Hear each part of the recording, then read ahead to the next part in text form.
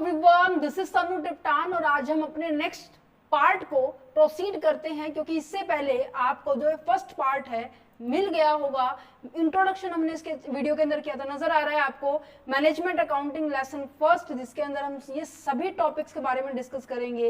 ये सभी के सभी जो फर्स्ट पार्ट था हमारा, जिसके अंदर हमने ऑलरेडी डिस्कस कर लिए पांचों के 5 पॉइंट, जिसके अंदर हमने nature, scope, function, limitation and इसकी मीनिंग एंड डेफिनेशन। देखिए स्टूडेंट्स, जो आप सभी बच्चे कह रहे हैं कि मैम इंपॉर्टेंट क्वेश्चन की सीरीज कब आएगी, मैम इंपॉर्टेंट क्वेश्चंस कब आने वाले हैं।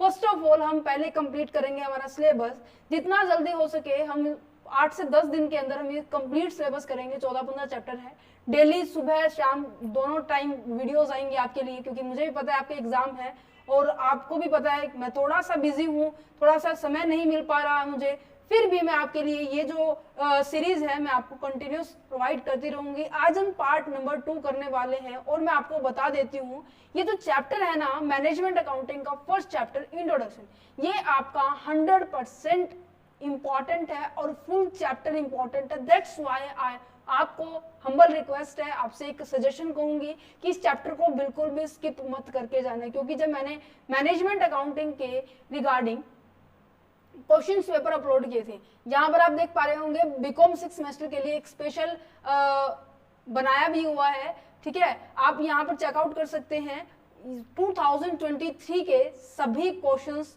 पेपर आ चुके हैं।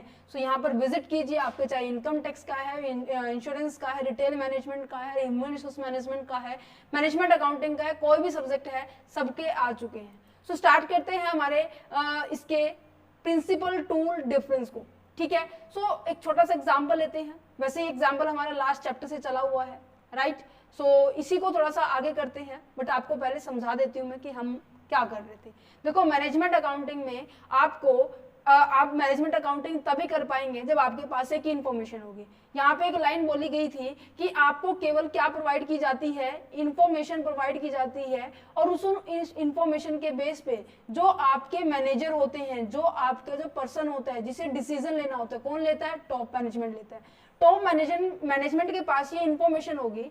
अब इस पर्सन के ऊपर डिपेंड करता है कि वो किस तरीके से डिसीजन ले रहा है, किन किन फैक्टर्स को वो कंसीडर कर रहा है। दैट मीन्स कि यहाँ पर केवल आपको इन्फॉर्मेशन प्रोवाइड करते हैं मैनेजमेंट अकाउंटिंग में, तो जो डिसीजन खुद लिया जाता है वो पर्सन के द्वारा ले जाते हैं। अब ये इन्फॉर्मेशन कैसी होती है भाई, बेटा इन्फॉर्मेशन आपकी फाइनेंशियल भी होती है, आपकी नॉन फाइनेंशियल भी होती है। फाइनेंशियल इन्फॉर्मेशन तो पता ही है आपको क्या होती है, नॉन फाइनेंशियल होती है, जैसे कि मैं कहूंगी quantitative and qualitative. Quantitative terms तो फाइनेंशियल अकाउंटिंग में भी होती है, मैनेजमेंट अकाउंटिंग में भी होती है और कॉस्ट अकाउंटिंग में भी होती है, but cost accounting financial accounting में हमारी क्वालिटेटिव डिटेल्स नहीं होती, जैसे कि कस्टमर क्या चाहता है, मार्केट के अंदर क्या चल रहा है, इवन मैं कहूंगी कंपटीटर की स्ट्रेंथ क्या है, कंपटीटर की स्ट्रेटेजी क्या है, इन सभी टॉपिक्स के ऊपर नहीं बात की जाती, बट फाइनेंशियल मैनेजमेंट अकाउंटिंग में इनको भी इंक्लूड किया जाता है। बिकॉज क्योंकि अगर उसके पास ये सारी की सारी इंफॉर्मेशन होगी, रेलिवेंट जितनी भी इंफॉर्मेशन मैं कहूँ वो सारी की सारी होंगी, तो वो क्या कर पाएगा, अच्छा डिसीजन ले पाएगा। क्योंकि ये जो पास्ट की जो इन्फॉर्मेशन है, प्रेजेंट में अवेलेबल जो इन्फॉर्मेशन है, उनके बेस पे वो फ्यूचर के लिए क्या कर पाएगा, सोच पाएगा, फ्यूचर के लिए वो क्या कर पाएगा, प्लान कर पाएगा, राइट। अब ये बात की जाती है जो फाइनेंशियल अकाउंटिंग जो रिपोर्ट होती है वो कौन यूज करता है, वो यूज करते हैं बेटे इंटरनल यूजर्स। यहाँ पर 2 यूजर्स होते हैं, एक तो हमारे पास होते हैं इंटरनल यूजर्स होते हैं, एक हमारे पास क्या होते हैं, एक्सटर्नल यूजर होते हैं। ये रिवीजन हो रही है लास्ट चैप्टर की, कभी सोचो कि मैम पता नहीं क्या करवाने लगे, ये रिवीजन हो रही है लास्ट चैप्टर की, ठीक है। इंटरनल यूजर होते हैं जो ऑर्गेनाइजेशन के अंदर होते हैं persons, that means with in organisations जिनको इस रिपोर्ट की रिक्वायरमेंट होती है।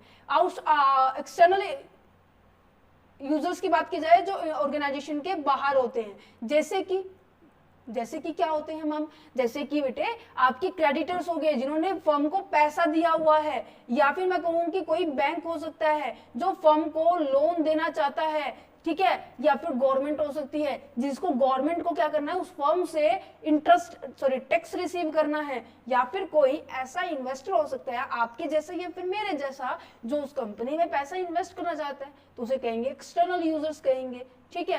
तो ये ऐसे यूजर जिनके लिए आप, इनके लिए तो क्या होती है, फाइनेंशियल अकाउंटिंग रिपोर्ट होती है और कॉस्ट अकाउंटिंग रिपोर्ट होती है, ठीक है। Financial accounting, cost accounting, that means जो प्रॉफिट एंड लॉस को रिप्रेजेंट करती है, जो प्रॉफिटेबिलिटी दिखाती है बिजनेस की, तो उसे हम कहेंगे प्रॉफिट एंड लॉस अकाउंट की स्टेटमेंट रिप्रेजेंट की जा रही है। बैलेंस शीट हमें क्या दिखाती है, फाइनेंशियल पोजीशन बताती है, इसे हम क्या कहते हैं, फाइनेंशियल स्टेटमेंट कहते हैं। और ये सारा का सारा काम फाइनेंशियल अकाउंटिंग में होता है, ये मैंने आपको स्कोप के अंदर बताया था, है ना। बट मैनेजमेंट अकाउंटिंग की जो रिपोर्ट होती है वो कौन यूज करता है, ये किसके लिए होती है, स्पेशली इंटरनल यूजर्स के लिए होते हैं। क्यों भाई, क्योंकि भाई इस रिपोर्ट के अंदर हर तरह की बातें होंगी, जैसे कि कंपनी की क्या स्ट्रेंथ है, किसके ऊपर ज्यादा उसकी पकड़ है, या फिर ये भी हो सकता है कि कंपनी किस चीज में वीक है, दैट मींस एक नेगेटिव पॉइंट भी होगा। एक बात आ जाती है, अगर आपके पास स्ट्रेंथ है तो कहीं ना कहीं फ्यूचर में क्या नजर आएगी, आपको अपॉर्चुनिटी नजर आएगी। अगर मैं कहूं कि आपके पास वीकनेस है तो आपके लिए डर पैदा होगा, थ्रेट क्रिएट होगा,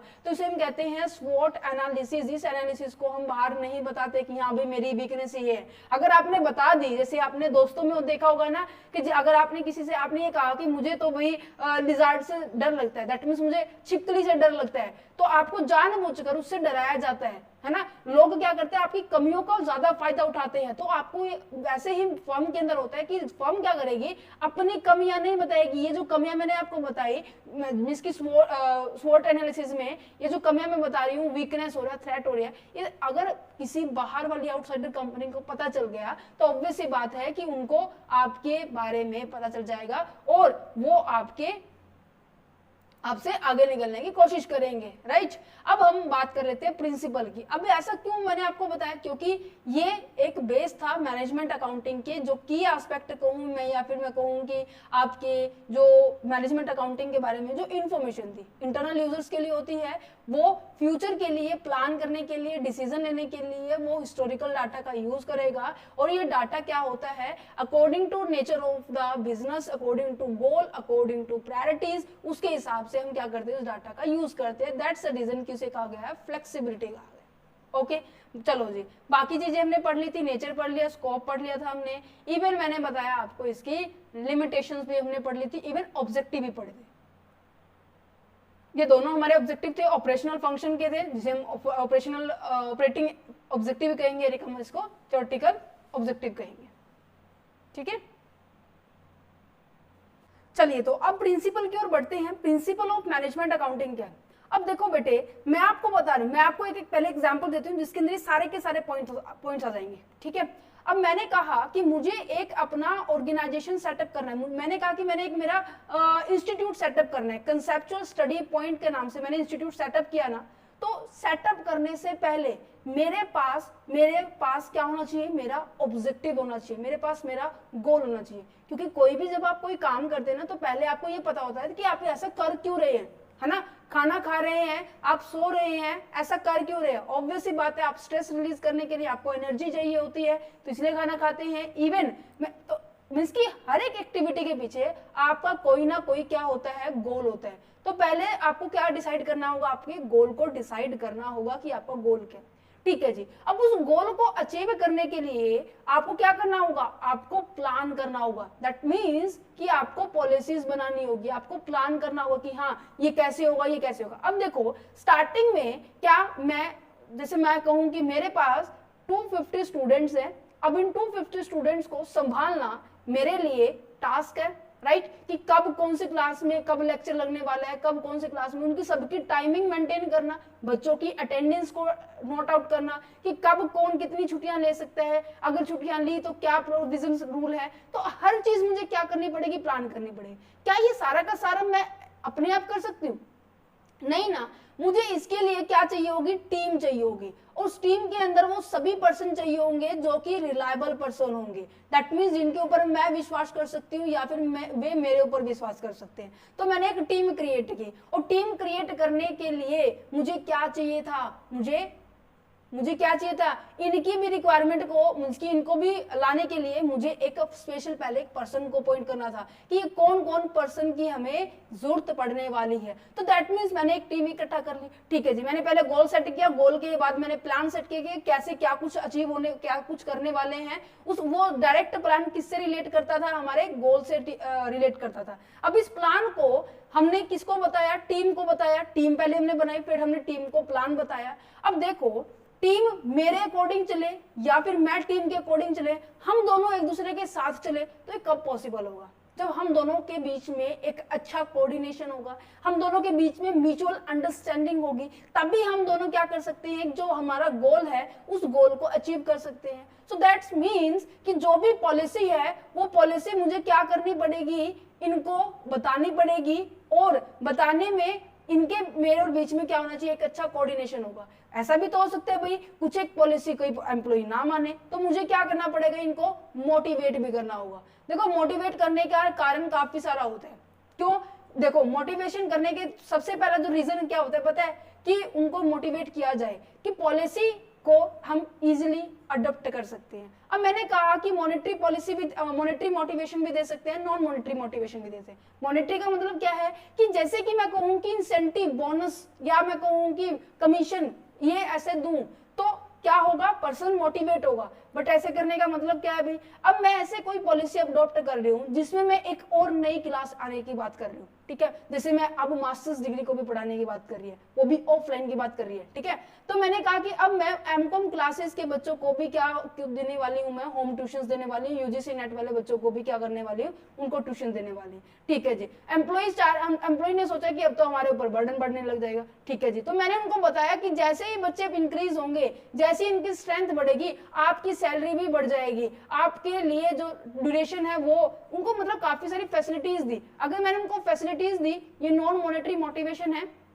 अगर मैंने उनको इंसेंटिव, ठीक है, अवार्ड दिया, या फिर मैं कहूं उनको मैंने बोनस, मैंने उनको कमीशन की, हर बच्चे बढ़ने पर, हर 10 बच्चे बढ़ने पर तुम्हारा 10% कमीशन है, हर बच्चे बढ़ने पर तुम्हारे इतने % इंटेंसिव इंसेंटिव मिलेगा, ठीक है। तो यहाँ पर समझ पा रहे हो, तो आपको अपने गोल को, एक बिल्डिंग सेट करना, एक बिल्डिंग को खोलना, बिल्डिंग को बनाना और उसमें जाके बैठ जाना, ये काम नहीं होता, ये बिजनेस नहीं कहेंगे। बिजनेस को चलाने से पहले आपको क्या करना पड़ेगा, खुद को समझना पड़ेगा, आपके गोल को समझना पड़ेगा, लोगों की फीलिंग को समझना पड़ेगा, बच्चों की फीलिंग को समझना पड़ेगा, इवन हर एक फैक्टर्स को आपको ध्यान में रखकर आपको क्या करना पड़ेगा, आगे बढ़ना पड़ेगा। तो यहाँ पे यही प्रिंसिपल है मैनेजमेंट अकाउंटिंग के। देखो सबसे पहले क्या कहते हैं, आपको अपना ऑब्जेक्टिव सेट करना होगा। ऑब्जेक्टिव सेट करने का मतलब क्या है कि वो गोल सेट करना होगा जिसके लिए आप क्या करने वाले हो, वो सब एक्टिविटी परफॉर्म करने वाले हो। और उस गोल को हर एक डिपार्टमेंट में, मेरे देखो अब काफी सारे डिपार्टमेंट है, मुझे साथ के साथ डिपार्टमेंट के अंदर मुझे क्या करना पड़ेगा, जो वर्क है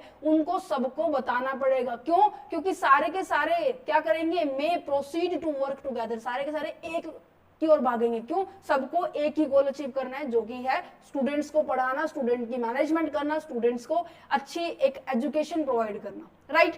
क्यों? क्योंकि हमें सभी बच्चे सभी डिपार्टमेंट एक तरफ काम करेंगे तो ऑब्वियस ही बात है हम अचीव कर पाएंगे हमारे गोल को टाइमली। ओके जी, अब उसको गोल तो हमने सेट कर लिया, हमने बता भी दिया, सारे लोग राजी भी हो गए कि हाँ हम करने के लिए तैयार है। अब कैसे करना है वो, उसको अचीव करने के लिए हमें प्लान भी तो बनाना पड़ेगा, प्लान के साथ साथ हमें पॉलिसी भी तो बनानी पड़ेगी ना। ये सभी की सभी पॉलिसी और प्लान है वो किसके ऊपर बेस्ड होती है, वो आपके डाटा के बेस पे होती है। डाटा दैट मीन्स वो इंफॉर्मेशन के बेस पे होती है, वो इंफॉर्मेशन जो आपकी पास्ट ईयर की है, जो वो इंफॉर्मेशन जो आज करंट में चल रही है, उसके बेस पे हम क्या करते हैं, अपनी पॉलिसीज, अपने प्लान को डिसाइड करते हैं। जैसे कि मैंने प्लान किया है कि आने वाले 10 दिन के अंदर मैं सुबह शाम आपके लिए मैनेजमेंट अकाउंटिंग का कंप्लीट सिलेबस मुझे करवाना है, चाहे वो कैसे भी हो। तो मैंने क्या किया, 10 दिन एक सफिशिएंट टाइम है, ठीक है जी। मैंने कैसे डिसाइड किया, मेरे पास डाटा था, मेरे पास ये 14 से 15 चैप्टर हैं, ये जो मेरे लिए डाटा है, और फिर मैंने इनकी स्ट्रेंथ देखी, फिर मैंने इनका टफनेस देखी, फिर मैंने इनकी प्रैक्टिकल पोर्शंस देखा, फिर मैंने इनका थ्योरेटिकल, ये मेरे लिए डाटा है, ये मेरे लिए इंफॉर्मेशन है। मेरे पास ये जो रिलायबल डाटा था, इस डाटा के बेस पे मैंने क्या बनाया, मैंने प्लान बनाया, मैंने शेड्यूल बनाया, मैंने पॉलिसी बनाई कि कैसे इसको हम अचीव करेंगे। Is it clear?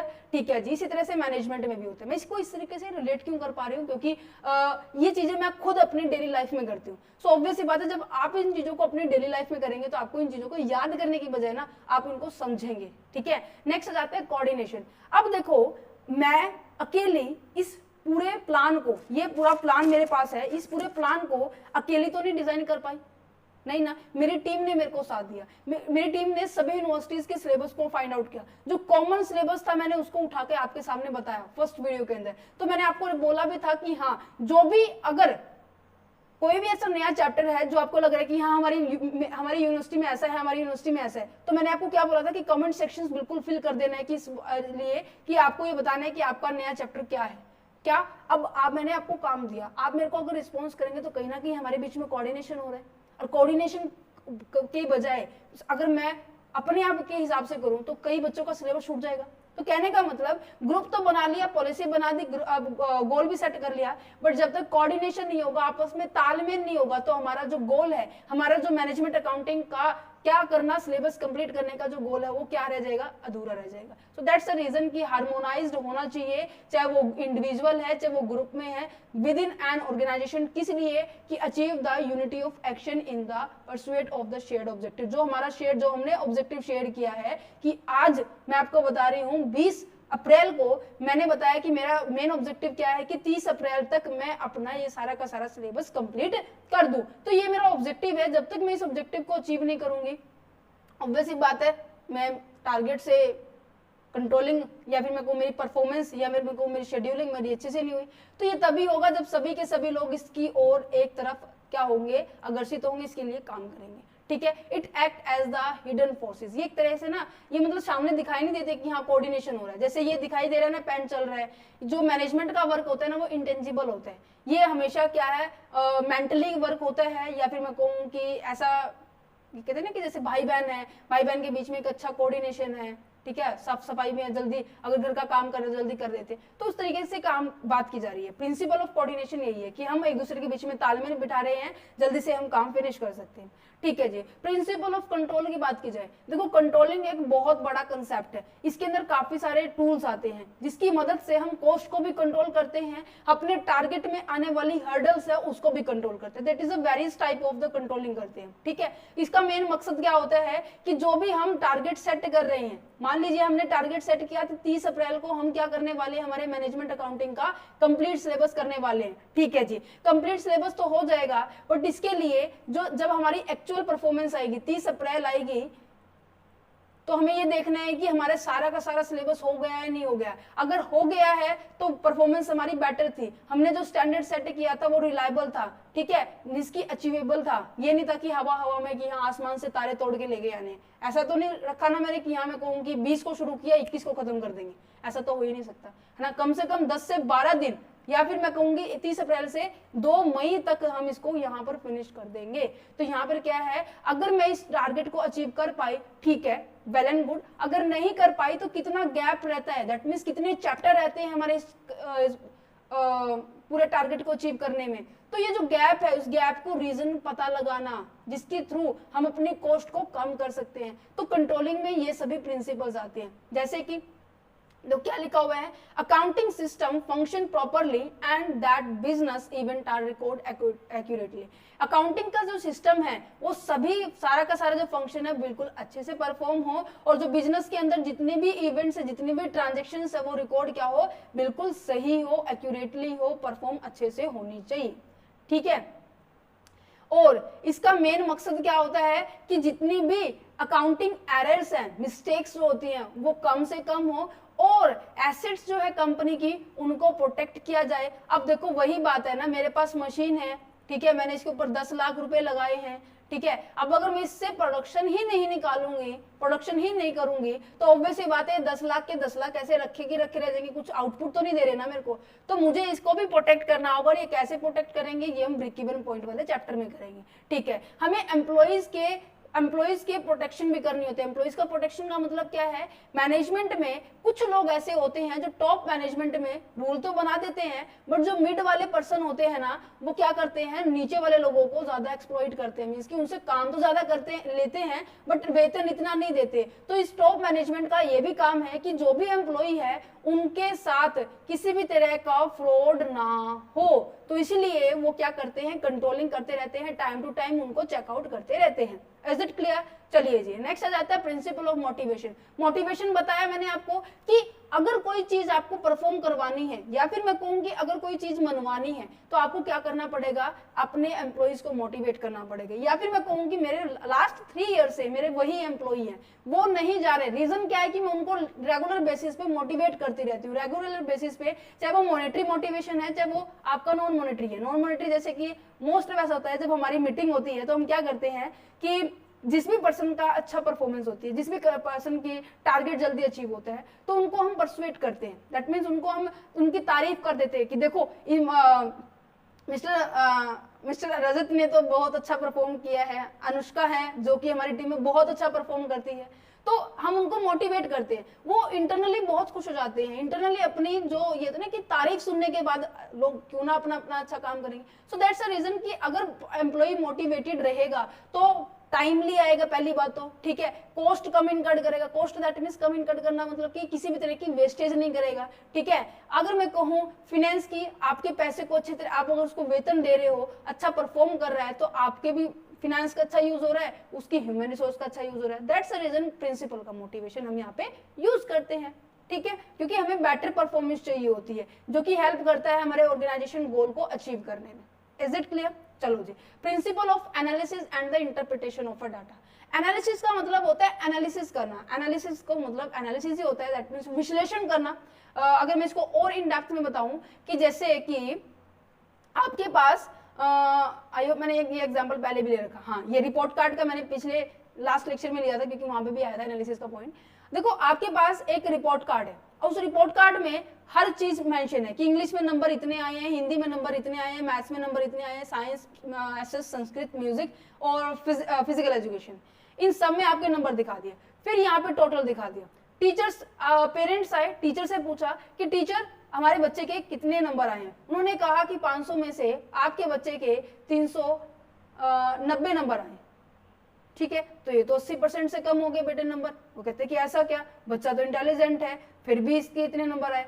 तो अगर ये डाटा कहीं ना कहीं कॉम्प्लेक्स है, अगर मैं इसको टुकड़ों में डिवाइड कर दूं, एक एक करके अगर मैं आपको बताऊं कि सर इंग्लिश में तो इसके 90 आए हैं, सर हिंदी में भी इसके 90 आए, मैथ्स में भी इसके 90 आए, कटे इसके साइंस और एसएस में है, ये जो कि इसका वीक एरिया है। तो यहाँ पर जब हम कॉम्प्लेक्स डाटा को सिंपल टर्म में डिवाइड कर देते हैं, उसे हम कहेंगे प्रॉपर एनालिसिस किया। अब मुझे ये पता चला कि साइंस और एसएस में क्या है, ये वीक है, तो इसी के बेस पे मैंने क्या कर दिया, रिमार्क लगा दिया, इसका मतलब मैंने कंक्लूजन निकाल दिया। तो इसे हम कहेंगे एनालिसिस करना और डाटा को प्रेजेंट किया। फाइनली उसको चाहे मैं डायग्राम में रिप्रेजेंट करूं, ग्राफ में रिप्रेजेंट करूं, रेशियो में रिप्रेजेंट करूं, कि इस पर्सन को मैंने डायरेक्टली बता दिया कि ये ऐसे ऐसे है। दैट मीन्स कि फाइनेंशियल डाटा को इजी और अंडरस्टैंडेबल लैंग्वेज में रिप्रेजेंट करना। इंटरप्रिटेशन का मतलब होता है फाइनली उसके बारे में कंक्लूजन ड्रॉ करना on the basis of the analysis. Is it clear? Okay जी। प्रिंसिपल ऑफ ऑर्गेनाइजेशन का मतलब क्या है, ये पता है क्या कह रहा है कि जो ऑर्गेनाइजेशन का मतलब क्या है, कैसा स्ट्रक्चर है जिसके अंदर ये बताया जाएगा। आपको पता है 3 लेवल होते हैं अपने, टॉप लेवल होता है, मिड लेवल होता है और लोअर लेवल होता है, ठीक है। इसके नीचे जो फोरमैन वर्कर होते हैं। अब स्ट्रक्चर ड्रॉ किया, ठीक है, सबको अपने सुपीरियर सबोर्डिनेट सबका पता है। अगर ये पता नहीं होगा तो ऑब्वियस सी बात है किसी को ये नहीं पता होगा कि हमें किससे काम लेना है, किससे काम देना है, राइट। तो यहाँ पर ऑर्गेनाइजेशन में अंदर क्या होता है कि आप अपने बिजनेस एक्टिविटीज के अंदर अपने हर एक स्ट्रक्चर है, जो कंपनी के जो बिजनेस का जो स्ट्रक्चर है उसको क्या करेंगे, आप डिफाइन करेंगे कि किसकी क्या रिस्पॉन्सिबिलिटी है और किसकी क्या ड्यूटी रहने वाली है और किसको कितनी अथॉरिटी मिलने वाली है, उनकी बात की जा रही है। Is it clear? तो यहाँ पे प्रिंसिपल ऑफ ऑर्गेनाइजेशन ये कह रहे हैं। प्रिंसिपल ऑफ कम्युनिकेशन क्या है? अब देखो जो पॉलिसी बनाई थी, जो प्लान बनाए थे, जो कोऑर्डिनेशन है, इवन मैं कहूँ मोटिवेशन है, वो तभी पॉसिबल होगा ना जब हम आप एक दूसरे से बातचीत करेंगे। अब मैं आपको बोल के बता रही हूँ, ये कम्युनिकेशन नहीं हो रहा है। इवन मैं आपको ये ऐसे करके दिखा रहा हूँ, दैट मीन्स कुछ एक नई पॉइंट बता रही हूँ जिसकी एनालिसिस किया। ये जो एक्शंस होते हैं ना, ये भी क्या है, कम्युनिकेशन है, बट ये नॉन वर्बल है, ठीक है। ये हम कम्युनिकेशन वाले सब्जेक्ट में पढ़ चुके हैं, जो कि हमारा फर्स्ट ईयर के अंदर फर्स्ट सेमेस्टर था, वहां पर हमने किया था, राइट। तो communication of the organisation policies, proceed and the programme is necessary to in order to integrate the effort of the subordinate. हम अपने सबऑर्डिनेट के साथ हर एक एक्टिविटी को अच्छे से परफॉर्म कर पाए, इसके लिए हमें क्या करना जरूरी होता है, कम्युनिकेशन जरूरी होता है। एक जो मैनेजमेंट अकाउंटेंट होता है वो कम्युनिकेट क्यों करता है कि वो बताता है authority and responsibility of the each subordinate. वो बताता है कि किस सबऑर्डिनेट की क्या अथॉरिटी, किस सबऑर्डिनेट की क्या रिस्पॉन्सिबिलिटी, जो कि मैंने अभी आपको बताया। ठीक है, अब आपको ये नजर आ रहा होगा कि एक दूसरे पॉइंट एक दूसरे से रिलेटेड है। ठीक है, नेक्स्ट आता है principle of the change. Change का मतलब क्या है, आपको मैंने एक फीचर बताई थी स्टार्टिंग में, एक फीचर बताई थी कि फ्लेक्सिबिलिटी एंड एडेप्टेबिलिटी। ये वही बात कह रहा है कि according to need, according to a requirement हम क्या करते हैं, अपने बिजनेस की परफॉर्मेंस को, अपने बिजनेस के डाटा को उसी के हिसाब से क्या कर लेते हैं, यूज कर लेते हैं। Principle of change means that the management accountant should change its financial and organisational activity according to the changing condition. जैसे जैसे हमारे पास सर्कमस्टांसेस क्रिएट हो रहे हैं वैसे वैसे हम क्या करते हैं। अब मैंने देखा कि मेरे को ज्यादा फाइनेंस की जरूरत नहीं है, जो कि आउटसाइडर फाइनेंस है, डेट हो गया, लोन हो गया, डेटर्स हो गया, इनकी जरूरत नहीं है, तो मैं क्या करूंगी, उनको वापस पेमेंट कर दूंगी, उनको रिडीम कर दूंगी, मींस की अपने ही पैसे का यूज करूंगी। ठीक है, तो कहने का मतलब जैसी जैसी सिचुएशन है, जैसी जैसी कंडीशन है, हम वैसे वैसा क्या करते चले जाएंगे, अपने आप को चेंज करते चले जाएंगे। प्रिंसिपल ऑफ एफिशिएंसी का मतलब क्या है कि आप अपनी कॉस्ट को जितना हो सके वो क्या है, कम करके लेके।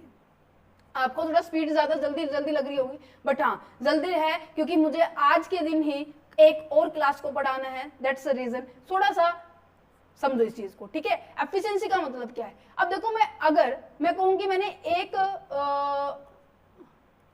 यहाँ पे पहले मैं एग्जाम्पल लेते, चलो हाँ, मैंने एक रूम रेंट पे लिया जिसका किराया है, रेंट है 10,000 रुपीज, ठीक है, पर मंथ। अगर इस इंस्टीट्यूट में 100 बच्चे आ रहे हैं तो इसका किराया, ठीक है, मैं अफोर्ड कर सकती हूँ। अगर इंस्टीट्यूट में एक ही बच्चा आया तो इसका किराया मेरे लिए अनअफोर्डेबल होगा। तो यहाँ पर ये कह रहे हैं कि जितना ज्यादा, इसी तरह इसको रिलेट करो फैक्ट्री में। अगर आपके पास मशीन है जो कि आपने 10 लाख की खरीदी थी और इस 10 लाख की मशीनरी से मैं हर महीने केवल एक तो 10 यूनिट प्रोड्यूस करूं, एक मैं 10,000 यूनिट प्रोड्यूस करूं, तो इस मशीन की कॉस्ट को जल्दी से रिकवर कौन करेगा, ये करेगा। दैट मींस जितना ज्यादा प्रोडक्शन होगा उतनी कम कॉस्ट हमारी आने वाली है किसी पर्टिकुलर प्रोडक्ट फिक्स एसेट्स की। तो यहाँ पे यही कह रहे हैं कि इकोनॉमिकल होना चाहिए, achieve the objective economically. That means जो भी आपका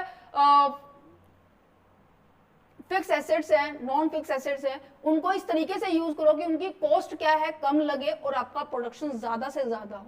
दैट्स इट। यहाँ पे ये याद कर लेना, प्रोडक्शन आपका जितना ज्यादा होगा उतनी आपकी कॉस्ट क्या होगी, कम होने वाली है। क्लियर है? यहां पर आपके हो गया principle complete. Is it clear? चलो अब हम बढ़ लेते हैं अपने नेक्स्ट पॉइंट पे, टूल एंड टेक्निक्स के ऊपर।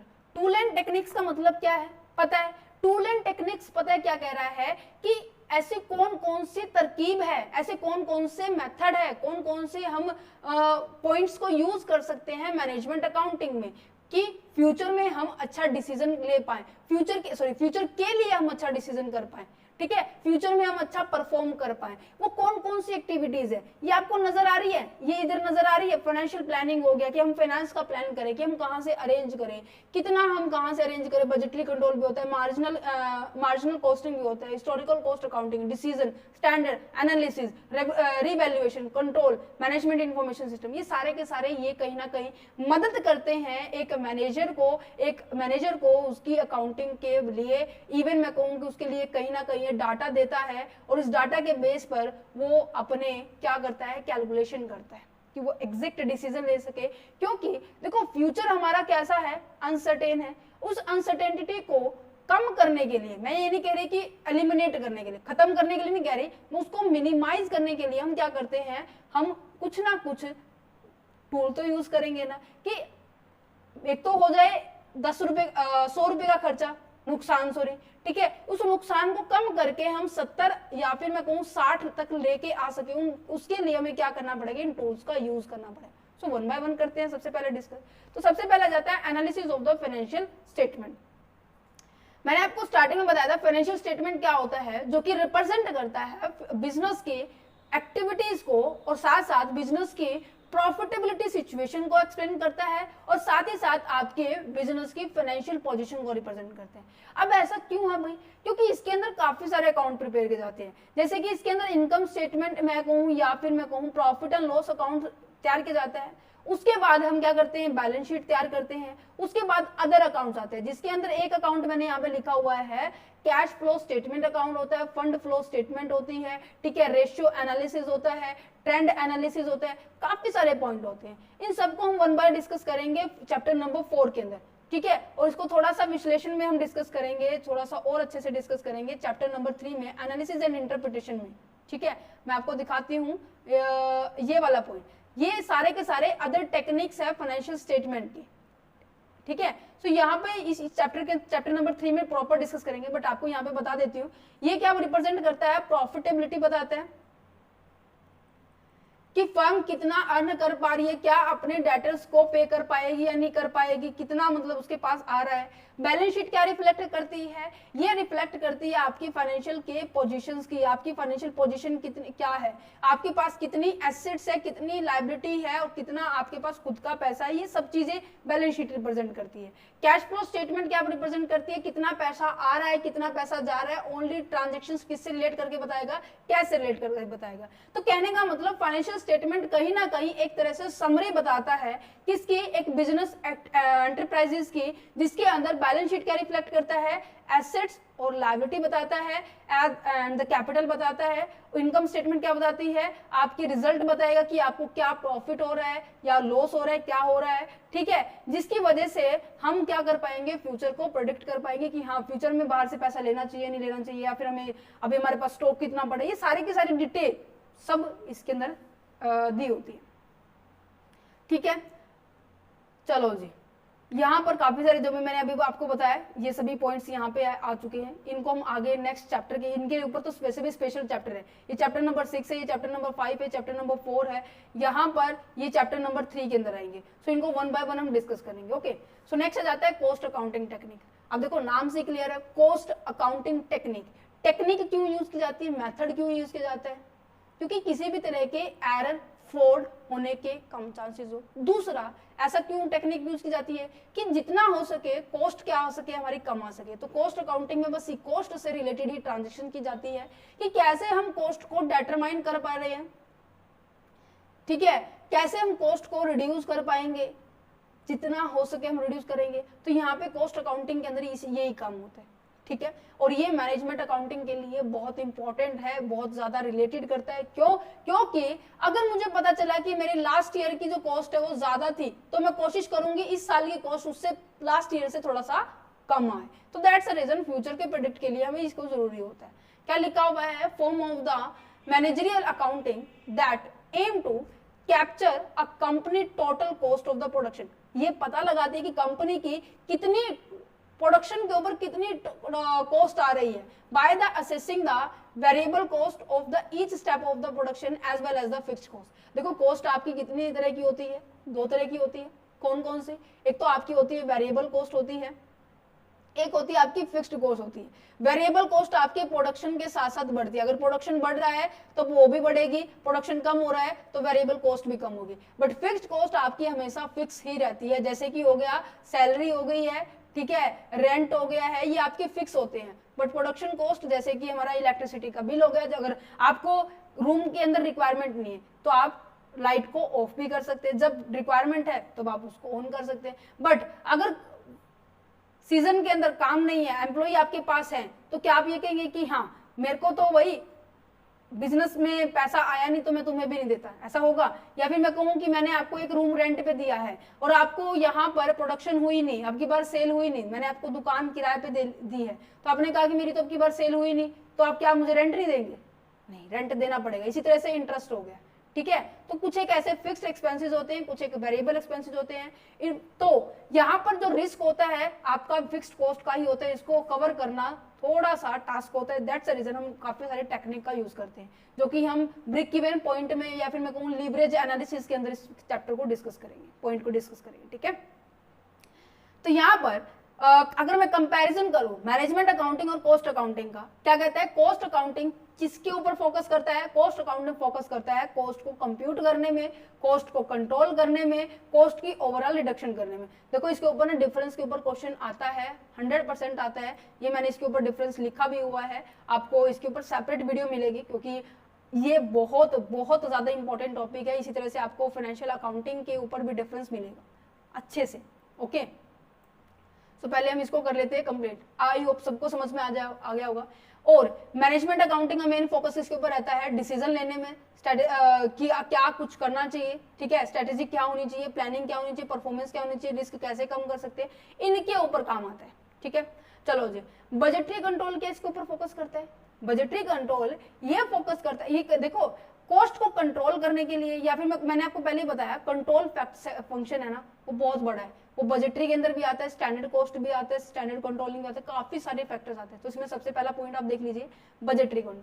बजटरी आपका किस लिए होता है, फ्यूचर में एक्टिविटी जो परफॉर्म करनी है उनके लिए ये किया जाता है। तो यहाँ पर सबसे पहले गोल को सेट किया जाएगा और उस गोल को अटेनमेंट करने के लिए, दैट मींस उसको अचीव करने के लिए आप क्या करेंगे, आप डिफरेंट क्या बनाएंगे, प्लान बनाएंगे और उनको फिर इंप्लीमेंट करेंगे।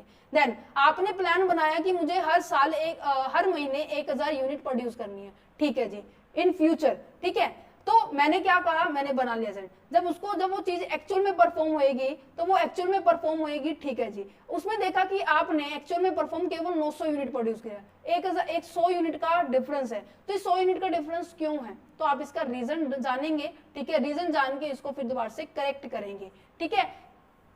रीजन 2-3 हो सकते हैं। पहला तो एम्प्लॉय एफिशिएंट नहीं था, दूसरा आपने टारगेट अच्छे से सेट नहीं किया, या आप में कमी है, या फिर आपका जो सर्कमस्टांसेस है आपको सपोर्ट नहीं कर रहा था। जैसे कि मैं ये कह रही हूं कि आपको स्टडी करनी थी, ठीक है, आपके एग्जाम आए हुए हैं, एकदम घर से बिना बताए आपके घर गेस्ट आ जाए, आप उनको ये थोड़ी ना कहेंगे कि नहीं नहीं आज नहीं आना, कल आना, कल मेरा पेपर है, कल पेपर देने के बाद आना। आप उनको ये कहेंगे, आपके मामा जी आए हैं, आपके फुफड़ जी आए हैं, तो उनको आप ऐसे कहेंगे, नहीं ऐसा तो नहीं कहेंगे ना। तो ऐसे मतलब कि ऐसा सर्कमस्टांसेस क्रिएट हो जाना जिसकी वजह से आप अपनी परफॉर्मेंस नहीं दे पा रहे हो। तो उन रीजंस को फाइंड आउट करना, कंपैरिजन कर पाने के बाद फिर उसको करेक्ट रीजन जानना, तो ये बजटरी कंट्रोल के अंदर काम होता है, ठीक है। स्टैंडर्ड कॉस्टिंग में भी कुछ इसी तरह से हम सेट करते हैं, बट यहाँ पर फ्यूचर के लिए नहीं, हम यहाँ पर उन सभी पॉइंट्स के ऊपर सेटअप करते हैं जो आपके डायरेक्ट रिलेट करते हैं आपके प्रोडक्शन से। प्रोडक्शन समझते हैं, जब देखो मैंने कहा कि मुझे ये शर्ट बनाने में, ठीक है, ये शर्ट बनाने में मेरी गारमेंट्स की इंडस्ट्री है, मुझे शर्ट बनाने में मुझे रॉ मटेरियल भी चाहिए होगा, मुझे कॉटन चाहिए होगा, फैब्रिक चाहिए होगा, ठीक है, मेरे लिए रॉ मटेरियल हो गया। उस रॉ मटेरियल को फिनिश गुड्स में कन्वर्ट करने के लिए मुझे मशीनरी भी चाहिए होगी, ठीक है जी। उस मशीनरी को ऑपरेट करने के लिए मुझे लेबर भी चाहिए होगी। उस लेबर को ये सारे के सारे से रिलेट करते हैं, प्रोडक्शन से रिलेट करते हैं। फाइनली कुछ एक और ओवरहेड्स होंगे, दैट मींस और खर्चे होंगे, जैसे कि लेबलिंग का हो गया, लाइटिंग का खर्चा हो गया, या फिर मैं कहूँ मेंटेनेंस का खर्चा हो गया। ये सारे के सारे खर्चे हैं, ठीक है। मैंने डिसाइड किया मेरे पास 100 रुपए हैं, 100 रुपए में से मैं 10 रुपए इसके ऊपर लगाऊंगी, 20 रुपए लेबर पे लगाऊंगी, 30 रुपए मशीनरी पे लगाऊंगी, ठीक है। बाकी जो खर्चे हैं उसके ऊपर 50 रुपए लगाऊंगे, ठीक है। यहाँ पे लगा लेते, चलो 30 रुपए यहाँ लगा लेते हैं, ठीक है, और यहाँ पे कर देते हैं, यहाँ पे भी 30 कर देते हैं। आई होप अब क्लियर है। 30, 60, 90, यहाँ पर आ जाते हैं 10 रुपए, ठीक है। अब टोटल 100 रुपए हो गए। अब मैंने ये क्या किया है, स्टैंडर्ड सेट किया है, प्रोडक्शन से रिलेटेड मैंने यहाँ पे क्या कर दिया, स्टैंडर्ड सेट कर दिया। अगर ये मुझे वही बात आ जाएगी, फिर जो भी एक्चुअल में परफॉर्म होगा इसको साथ में क्या करूंगी, फिर ये कंपेयर करूंगी, ठीक है। अगर मेरे डायरेक्ट मटेरियल के ऊपर इतना ही खर्चा आ रहा है, या फिर मैं कहूँ मेरा खर्चा केवल 25 रुपए है, तो फेवरेबल है, अच्छा सिचुएशन है। लेबर के ऊपर मेरे 30 रुपए खर्चा आ गया, जो कि नेगेटिव है, रीजन जानना होगा। कहने का मतलब जो आपने सेट किया था और आपका जो एक्चुअल में परफॉर्म हुआ है, उन दोनों के बीच में जो भी गैप आ रहा है उसका रीजन फाइंड आउट करना। ये आपका प्रोडक्शन से रिलेटेड था, ये आपकी फ्यूचर एक्टिविटी से रिलेटेड था। Is it clear? नेक्स्ट आता है decision accounting. Decision accounting management में क्यों रोल अदा करती है? देखो मैनेजमेंट का मेन रोल क्या होता है, डिसीजन लेना होता है। डिसीजन कौन लेता है? टॉप मैनेजमेंट लेता है। टॉप मैनेजमेंट में इंटरनल यूजर्स होंगे, उनके पास काफी सारा डाटा होगा। कौन सा डाटा होगा? जो कंपनी के बारे में सभी तरह की बातें बताता होगा, चाहे वो आपकी इंफॉर्मेशन आपकी वीकनेस से रिलेटेड है, चाहे वो आपकी स्ट्रेंथ से रिलेटेड है, तो सारी की सारी इंफॉर्मेशन आपके पास होगी। तो यहाँ पर मैनेजर के पास क्या क्या होंगे? अब देखो उसको हर तरह के डिसीजन लेने होंगे, ये नहीं है कि एक डिसीजन लेना होगा, और वो हर तरह के डिसीजन तब ले पाएगा जब उसको सब चीजों के बारे में पता होगा, ठीक है, कि बिजनेस में क्या कुछ चल रहा है। Operational decision that means day to day activities के अंदर भी काफी सारे डिसीजन लेने पड़ते हैं, ठीक है, कि किसी को उधार देना है नहीं देना, ठीक है, कितना देना है, किसी नए पर्सन को कितना देना है, पुराने जो आपसे जानकार है उसको कितना देना है, ये डे टू डे एक्टिविटीज के अंदर आते हैं, ठीक है। एक आता है इन्वेस्टिंग डिसीजन। इन्वेस्टिंग का मतलब होता है कि पैसा आप इन्वेस्ट कर रहे हो, जैसे कि मैंने आपको एक पॉइंट बताया था sources of finance. Sources of finance का मतलब क्या है कि आप कहां से पैसे को रेज कर रहे हो, ठीक है। मुझे ये भी तो, अब देखो मैंने कहा कि मैंने मेरा बिजनेस सेटअप करना है, ठीक है, एग्जांपल लिया था मैंने। अब मैंने कहा कि बिजनेस सेटअप करना है, ठीक है जी, मेरे उसमें लगेंगे भाई 10 लाख रुपए, ठीक है, बट मेरे पास तो 2 ही लाख है, ठीक है, बाकी के 8 लाख में कहां से लेके आऊं। अब ये सोर्स ढूंढना है कि मैं बैंक से लेके आऊं, मेरे रिलेटिव से लेके आऊं, या फिर मैं पब्लिकली मैं शेयर इशू कर दूं, ठीक है, डिबेंचर इशू कर दूं, कहां से लेके आऊं, ठीक है। अब मैंने अरेंज तो कर लिया 8 लाख रुपए, ठीक है जी। अब अरेंज करने के बाद मुझे ये पता होना चाहिए कि ये पैसा मैं कैसे कैसे कहां कहां इन्वेस्ट करूं, ठीक है। तो यहाँ पे से कहेंगे इन्वेस्टिंग डिसीजन। ये हम बात करेंगे कैपिटल बजटिंग के अंदर, ये हुआ था, आई होप सबको पता है। अगर नहीं पता, वैसे हम कैश फ्लो स्टेटमेंट में भी पढ़ेंगे, ऑपरेटिंग एक्टिविटी, ठीक है, investing activity and financing activity. Is it clear? Okay, next जाता है, ये सभी चीजें डिसीजन तभी ले पाएंगे जब आपके पास क्या होगा, सारे के सारे इंफॉर्मेशन और डाटा होगा, ठीक है। और एक बात और, अब देखो मेरे पास काफी सारे ऑप्शन थे ना यहाँ पे, है ना, बेस्ट अल्टरनेटिव मुझे यहाँ पे सेलेक्ट करना होगा। डिसीजन का मतलब क्या है कि जितने भी आपके पास अल्टरनेटिव है, जितने भी आपके पास विकल्प है, उनमें से जो भी बेस्ट है उनको चुनना है, बाकी को हम क्या कर देंगे, रिजेक्ट कर देंगे, ठीक है। कैसे चुनेंगे कि किसकी कॉस्ट कम आ रही है, कौन मेरे लिए सही पड़ रहा है, कौन मुझे ज्यादा प्रॉफिट देके जाने वाला है, किसकी ड्यूरेशंस देखी जाएगी कि जितने ड्यूरेशन जितने दिन के लिए मुझे चाहिए, क्या वो उतने दिन के लिए प्रोवाइड कर पा रहे हैं नहीं पा। कहने का मतलब हर फैक्टर्स को एनालिसिस करेंगे, अपनी कंपनी की सिचुएशन से मैच करेंगे, जो भी हमारे लिए फेवरेबल होगा उसी डिसीजन को हम सेलेक्ट करेंगे, ओके, उसी अल्टरनेटिव को हम सेलेक्ट करेंगे। क्लियर है? ओके जी। यहाँ पे ये लिखा हुआ है use of the best alternative method. हम बेस्ट अल्टरनेटिव मेथड को सेलेक्ट करेंगे काफी सारों में से, ठीक है। मार्जिनल कॉस्टिंग क्या होता है? मार्जिनल का मतलब होता है जैसे ही हम एक एडिशनल यूनिट को प्रोड्यूस करते हैं, तो एडिशनल यूनिट को प्रोड्यूस किया तो खर्चा भी तो उतना ही आएगा ना।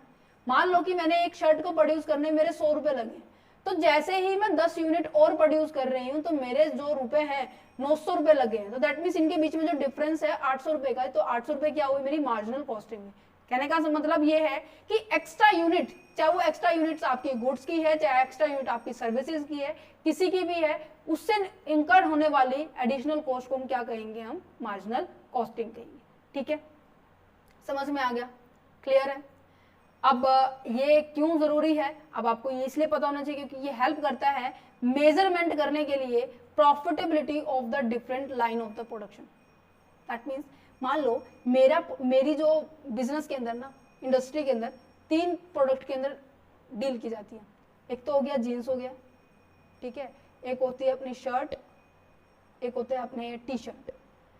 अब मैंने देखा कि जीन्स को प्रोड्यूस करने में मेरा इतना प्रॉफिटेबिलिटी नहीं आ रही, इनको प्रोड्यूस करने में मेरी ज्यादा आ रही, तो इनके ज्यादा प्रोडक्शन करूंगी, जिसकी जो एडिशनल कॉस्ट है वो कम आती नजर आएगी, उसी को ज्यादा प्रोड्यूस करेंगे। तो दैट्स द रीजन हम मेजरमेंट करते हैं प्रॉफिटेबिलिटी डिफरेंट लाइंस का। दैट मींस डिफरेंट जो भी प्रोडक्शन यूनिट है मेरे पास डिफरेंट है, तो इनको लाइन बोला गया, ओके।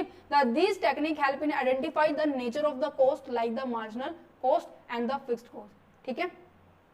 अब देखो यहाँ पे यही बात की जा रही है वेरिएबल कॉस्ट, जो कि प्रोडक्शन के साथ इंक्रीज होती है। Is it clear? I hope समझ में आ रहा होगा आपको।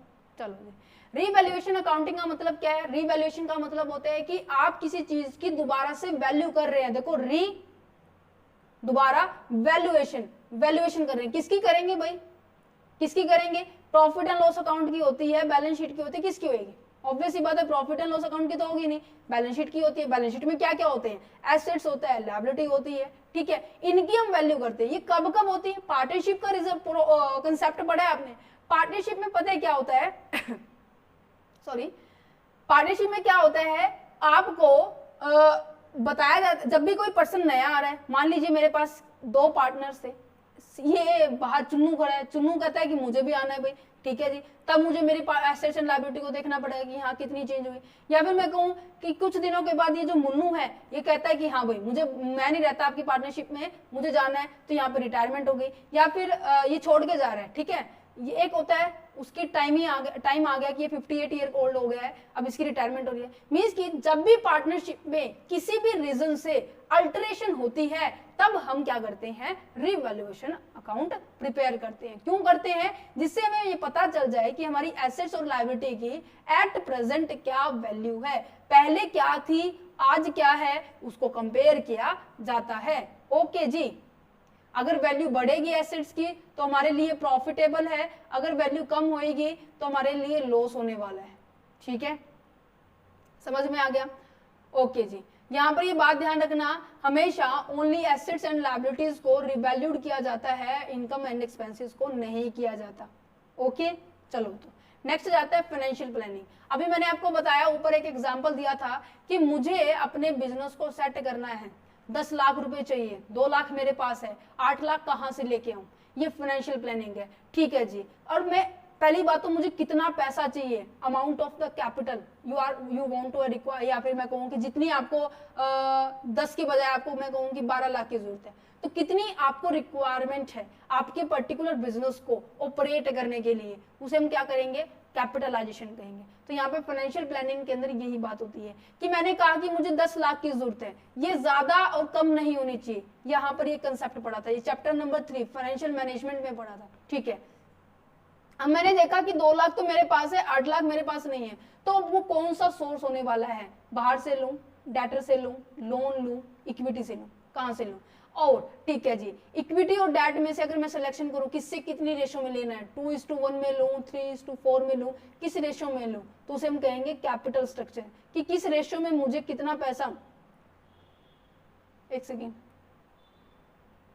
स्ट्रक्चर, ठीक है, किस रेशो में मुझे पैसा रेज करना चाहिए। अच्छा जी, मुझे ये भी पता होना चाहिए कि ये पैसा है कौन सी टर्म में, कितनी टाइम ड्यूरेशन के लिए लेना है, लॉन्ग टर्म के लिए लेना है, शॉर्ट टर्म के लिए लेना है, ठीक है जी। इस पैसे को अरेंज करने के बाद, बिजनेस को परफॉर्म करने के बाद मुझे भाई प्रॉफिट भी तो होगा ना, है ना। ये ऐसे पता है आपको, सेल होती है, सेल में से वेरिएबल कॉस्ट माइनस होता है, देन अपने पास आ जाता है कॉन्ट्रीब्यूशन आता है, ठीक है। कॉन्ट्रीब्यूशन में से फिर हम क्या करते हैं, फिक्स्ड कॉस्ट माइनस करते हैं, फिर हमारे पास earning before income interest and tax आ जाता है, ठीक है। इसमें से फिर हम इंटरेस्ट माइनस करते हैं, ठीक है। इंटरेस्ट माइनस करने के बाद ईबीटी आ जाता है, फिर हम टैक्स माइनस करते हैं, फिर हमारे पास एटी आ जाता है, फिर हम क्या करते हैं, हमारे पास डिविडेंड पे करते हैं, ठीक है। यहां के बाद हमारे पास क्या बच जाता है, ऐसा प्रॉफिट जो फाइनली इक्विटी शेयर होल्डर को बांटना होता है, ठीक है। अब ये बात की जा रही है कि कितना प्रॉफिट हम डिस्पोजल करने वाले हैं, कितना प्रॉफिट हम रिटेन करने वाले हैं। रिटेन का मतलब होता है अपने पास रखने वाले हैं, फर्म के अंदर रखने वाले हैं, हम बाहर नहीं बांटेंगे। एक होता है कि हम प्रॉफिट को डिस्ट्रीब्यूट कर रहे हैं, और ये कब रखते हैं, जब हमें ये पता है कि फ्यूचर में आने वाली अपॉर्चुनिटी बहुत ज्यादा है, तो हम यहाँ पे रखेंगे। कहने का मतलब फाइनेंशियल प्लानिंग स्टार्टिंग अरेंज करने से लेके डिस्पोजल तक, रिटेन तक, हम यहाँ पर पूरी प्लानिंग करते हैं कि कितने परसेंट, मान लीजिए हमने कहा कि 20% हम डिस्ट्रीब्यूट करेंगे, 80% हम क्या करेंगे, रिटेन करके रखेंगे, क्योंकि हमें पता है फ्यूचर में हमारे पास ये अपॉर्चुनिटी आने वाली है, हम इस पैसे को वहां यूज करेंगे, ठीक है। चलिए जी, कंट्रोल अकाउंटिंग का मतलब क्या है, अभी मैंने अब स्टार्टिंग में बताया था, कंट्रोल अकाउंटिंग बहुत बड़ा कंसेप्ट है, अलग अलग क्राइटेरिया में अलग अलग चीजों को बताया गया है। इसका बस मेन एम क्या होता है कि ये डिटरमाइन करता है कि किस तरीके से हम अपने कंपनी के अंदर अच्छे से परफॉर्म कर सकते हैं, ठीक है। यहाँ पर देखो क्या लिखा हुआ है, कंट्रोल अकाउंटिंग इन्वॉल्व करता है इंप्लीमेंटिंग मेथड्स को, कैसे इंप्लीमेंट करना है, प्रोसीजर क्या रहने वाला है विद इन अ कंपनी, कि जिससे हमें ये पता चल जाए कि वैलिडिटी क्या है, एक्यूरेसी क्या है आपके फाइनेंशियल स्टेटमेंट की, ठीक है। समझ पा रहे हो, मींस की एक्यूरेसी, एफिशिएंसी, ट्रांसपेरेंसी देखने के लिए हम कंट्रोल अकाउंटिंग का यूज करते हैं कि हर चीज परफेक्ट वे में चल रही है या नहीं चल रही है। ओके, ठीक है जी। तो मैनेजमेंट अकाउंटिंग इंफॉर्मेशन सिस्टम बेटे क्या रहा है उसके बारे में बात करते हैं। देखो, अब देखो मैनेजमेंट इंफॉर्मेशन सिस्टम, अकाउंटिंग नहीं, इंफॉर्मेशन सिस्टम। अब इंफॉर्मेशन सिस्टम की बात कर रहे हैं, दैट मीन्स आप जो भी डाटा रिकॉर्ड कर रहे हो, जो भी डाटा क्लासिफाई करो, जैसे कि हमने बात की जर्नल एंट्री की बात की, ठीक है, हमने लेजर की बात की, ठीक है, हमने ट्रायल बैलेंस की बात की, हमने फाइनेंशियल स्टेटमेंट की बात की। फाइनेंशियल स्टेटमेंट में 3 पॉइंट पढ़े, trading account, profit and loss account, ठीक है, बैलेंस शीट पढ़े। अब इन सभी को ना हम इलेक्ट्रॉनिकली वे से उनको रिकॉर्ड कर रहे हैं। दैट मीन्स पहले मैनुअली होता था, खाता बही में खतौनी जिसे हम कहते हैं, ठीक है, बुक्स ऑफ अकाउंट होती थी, ऐसे ऐसे बड़ी बड़ी बहियां होती थी और उनमें क्या किया जाता था, रिकॉर्ड किया जाता था। बट आज के टाइम में सारी की सारी ट्रांजेक्शन इलेक्ट्रॉनिक वे से की जाती है। क्लियर है? तो यहाँ पे यही बात की गई है कि जिसकी वजह से हम एनालिसिस और अच्छे से कर पा रहे हैं, एफिशिएंसी हमारी क्या हो रही है, ग्रोथ कर पा रही है। जितना भी डाटा अब सिस्टमेटिक वे से क्या हो रहा है, हम अरेंज कर पा रहे हैं, सॉफ्टवेयर का यूज कर पा रहे हैं, इवोल्यूशन वैल्यूएशन हम अच्छे से कर पा रहे हैं, डिसीजन अच्छे से कर पा रहे हैं, मैन पावर की कितनी रिक्वायरमेंट है, कितनी नहीं, कौन अच्छा कर रहा है, कौन परफॉर्म नहीं कर रहा है। इलेक्ट्रॉनिक वे से प्रेजेंट करने से, एआई टूल का यूज करने से हम क्या रिप्रेजेंट करें कि मान लीजिए 3 पर्सन है, तीनों पर्सन को हम ग्राफ में रिप्रेजेंट कर सकते हैं कि किसकी एफिशिएंसी कैसे है, किसकी डिक्रीज हो रही है, किसकी कांस्टेंट है। वो सब आपके आज के टाइम में बहुत जो एआई टूल यूज हो रहा है, इलेक्ट्रॉनिक टेक्नोलॉजी का यूज हो रहा है, उसकी मदद से हम कर पा रहे हैं। ठीक है जी। अकाउंटिंग रेशियो की बात की जाए तो अकाउंटिंग रेशियो क्या है कि वो बताता है कि कौन सी, एक तो लिक्विडिटी रेशियो, देखो अकाउंटिंग रेशियो ना अब का भी चैप्टर है, 4th चैप्टर है, बहुत इंटरेस्ट वे से करेंगे। देखो ये पूरा कंसाइज वे से मैंने आपको एक्सप्लेन किया हुआ है। 4 तरीके की होती है, लिक्विडिटी रेशियो होती है, प्रॉफिटेबिलिटी रेशियो होती है, एक्टिविटी रेशियो होती है, लीवरेज रेशियो होती है।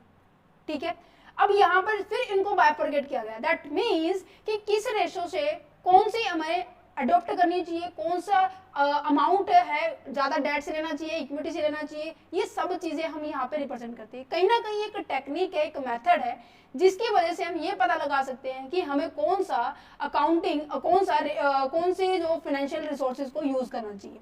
ठीक है, अकाउंटिंग रेशियो के अंदर क्या क्या इंक्लूडेड, ट्रेंड को एनालिसिस करना, कंपैरेटिव फाइनेंशियल स्टेटमेंट को एनालिसिस करना, रेशियो एनालिसिस करना, फंड फ्लो स्टेटमेंट्स को रिप्रेजेंट किया जाता है। Is it clear? समझ पा रहे हो? ठीक है जी।